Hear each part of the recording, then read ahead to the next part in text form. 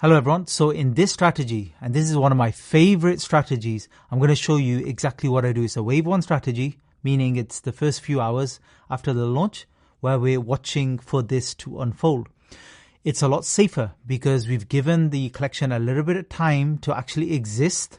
So a lot of the rug pulls and stuff, the opportunity has gone, or things are confirmed. For example, burn liquidity and things like that.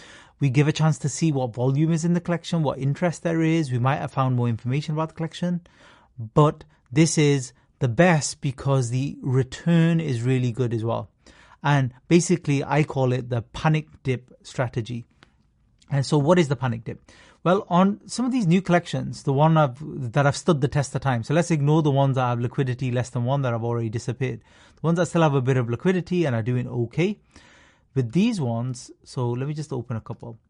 Basically, what I noticed, again, after seeing hundreds and hundreds of charts, is there seemed to be this panic dip that happened on nearly all collections after the initial rise up. I'll show you it first without even looking at this chart. I'll just show you exactly what happened so I can illustrate the point better. Basically, all new collections, as long as they're not complete scams, they have an initial period. If they're a popular collection, the market cap just starts kind of highish.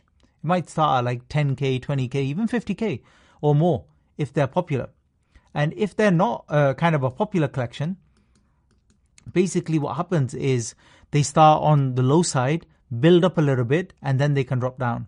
So basically the price can go up and then drop down. Or the price just starts high anyway, stays high for a short while, and then drops down naturally. Now, the reason you get that massive sell-off at the beginning, there's a few reasons, and I call it the panic dip. And basically what's happening here is snipers and bots are selling, taking any slight profits they have. People who are airdropped this collection, let's say it's a very hype collection, they're just selling and moving on. And then you get panic selling from anybody who's making some initial flips, and then they see everything selling off.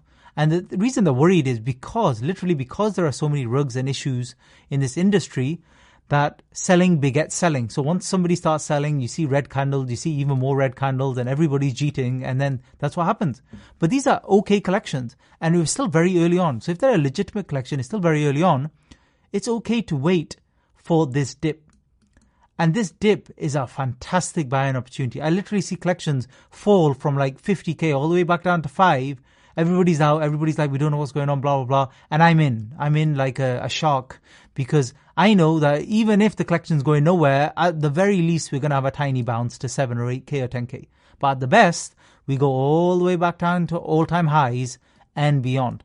So you can make a massive return on your initial investment. Now let's actually look at this. Funnily enough, we're on a collection. Let's guess and see if this might be one that could be doing something like that. So lock liquidity, which is good. Again, it's just based on the same old meme of Donald Trump related to election right now and stuff like that.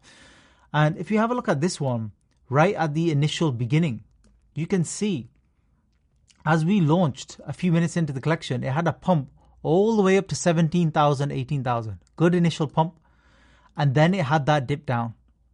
And it had a dip down to 8,000. Now, live, I'm always on a 1 second chart. Nothing you're going to do is going to make this perfect. There's just some things I've seen before. Some things I've seen is the collection might find support on a previous high, like here. At a previous spike high here. Doesn't always happen, can happen.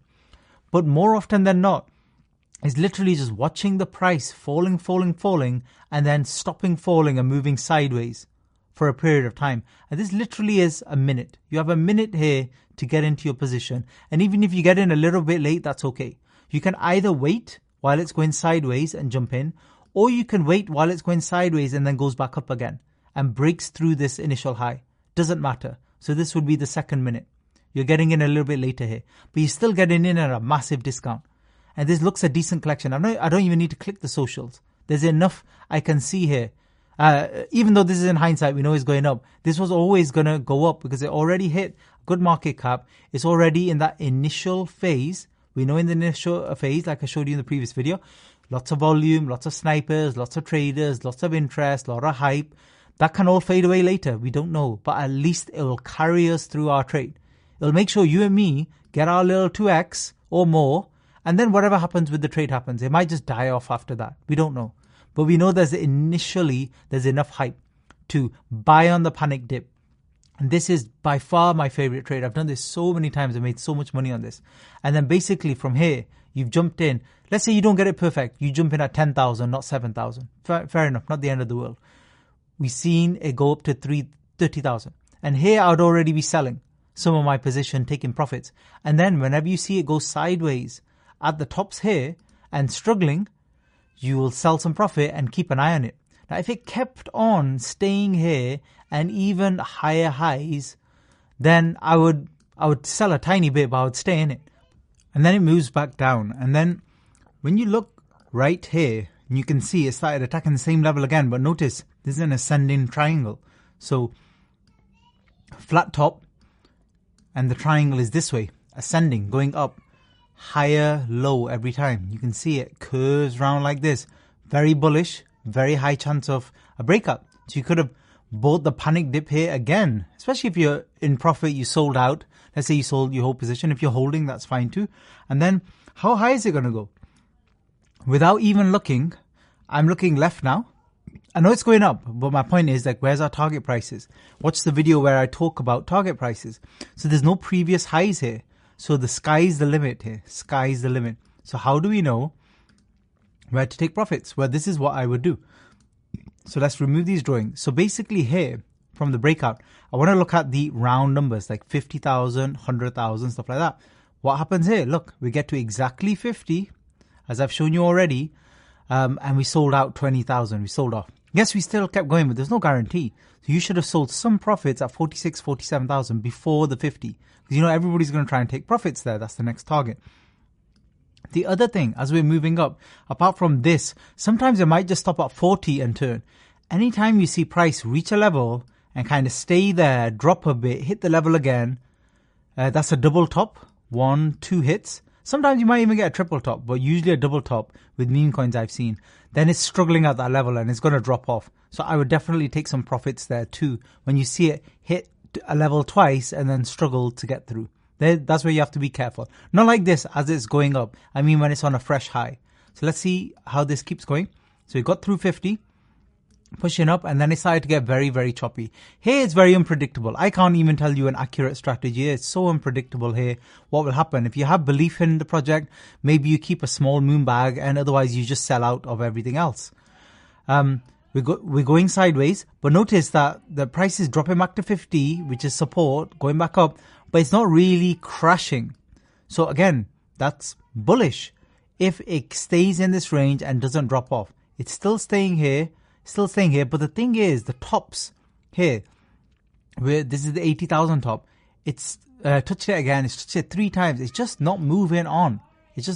So I would be very, very careful here about which way it would go. And to be honest, we're going to check in a minute which way it actually went, but here your risk reward is a coin flip, whether it falls apart or then goes to 100. And 100 is not far anyway, so you're only really going to make another 20 on the market cap. We could easily drop back to 40. So is it worth the risk? That's for you to decide here. But anyway, we keep going. But then the good sign is we're ascending triangle a bit. The lows are getting bought up a little bit. And we're more sticking towards the top level. So that means it's more likely we're going to get a little bit of breakout. And we did get some breakout up to 92. Then get a quick sell because some people clearly taking profits. It got bought back up. And then it's just still sideways. And remember, this is a seconds graph. So it's going to look like the price was messing around a lot more. But on a minute graph, it just kind of stayed in the same place for a couple of seconds. But look at that. Wow, I can't believe we came across this collection because this is literally textbook. Everything I've taught you is what's playing out here. Look at this. Exactly 100K. And then everybody sells and runs. You should have already taken profit here because that would have been the next target. Maybe left a little moon bag in or not. And then you're seeing lower highs, lower lows. The trend's changing. So suddenly you're not seeing sideways anymore. You're seeing downward zigzags. So you know that time's nearly up. Anyway, let's see what happens after that. Let's see if we get another pullback or if it pushes up again. No. But by here, you will already know once it gets below 50, it's struggling. The collection's done. It's over. It's pretty much over. I know even without checking anything past that, it's over. And yeah, it's done. That's it. That's the end of this particular collection. Now, some of them in future get revived. They get community takeover. Something happens. They add more marketing. And then suddenly out of nowhere, it shoots back up to 100. This is possible.